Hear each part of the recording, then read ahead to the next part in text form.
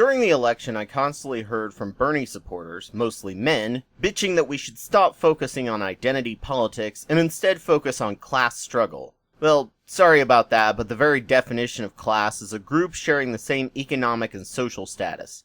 Being white and male is a class on its own. It's a subsection of each class stratification, and we are always the top of the class. One of the reasons why the term privilege is used is that even if you're the lowest of the low class, and you're a white male, you're still a subclass higher than everyone around you in your class. You may be below a middle-class woman or an upper-class black man, but you're still the top of your class.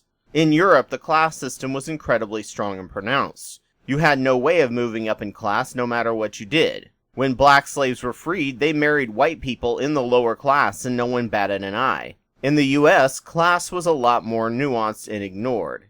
Crack discussed our hidden class system in a podcast and a blog, which I suggest you look into. Class is very real, but it's not clearly defined at all unless you know what to look for. Sociologists have proposed between 6 to 9 different classes in the US, depending on what factors you measure. Everyone is told that it's a meritocracy and the best will always rise to the top, regardless of race or gender. Mathematically speaking, that's utter bullshit, especially in this age, where minimum wages are tiny and college is exorbitant.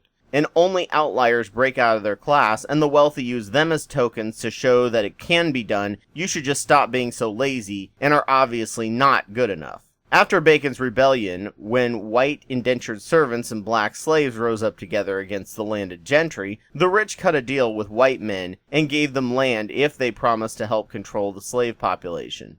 The British class system didn't work in the US. There was too much freedom with access to food, and many slaves could run away and join native tribes. So they created a new class, black and white. And by white, we mean English people. Now that whites had the ability to own land and be little kings, they ran their family like a monarchy because that hierarchy was the way God meant it to be.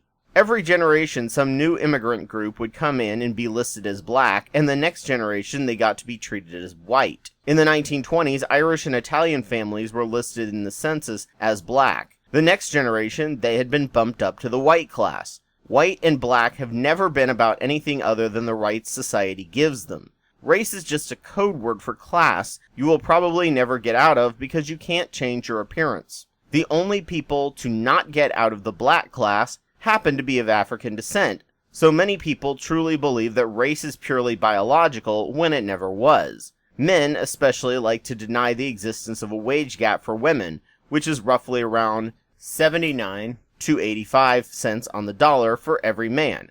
But few talk about the wage gap between whites and blacks for the same job, which post-recession has actually gotten worse and reached 75 cents for every dollar a white person makes. Compound that if you're an older woman who feels the impact of the wage gap most severely, and you're barely getting by working your ass off doing the exact same work a white man may be doing just fine in.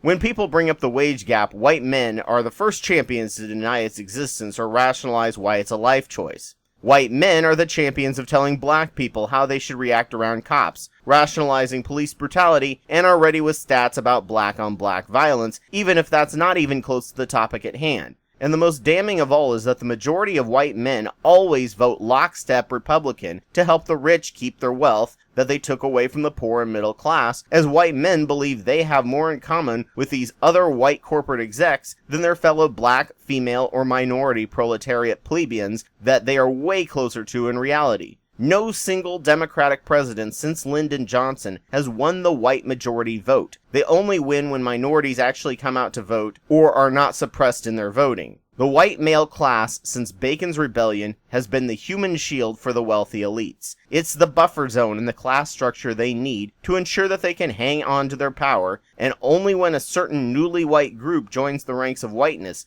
do we see any form of real class struggle, such as the rise of labor unions, pushed by many Irish Italians and Eastern Europeans while they were transitioning to whiteness, which was successfully crippled through the Taft-Hartley Act in a midterm election. When we stop seeing race and gender as identity politics, but see them truly as they are, class warfare, then we can actually start working together in class warfare. Until then, the white male class will keep defending the corporate elites. As Johnson put it, if you can convince the lowest white man he's better than the best colored man, he won't notice you're picking his pocket. Hell, give him someone to look down on and he'll empty his pockets for you. Thank you so much for watching. Please like, subscribe, and comment. I now have a SoundCloud podcast where I post current videos along with videos from the old archives. I also have a blog that I post every week. This week's blog discusses the history of hip-hop, a history I was incredibly ignorant of until just recently. Thank you.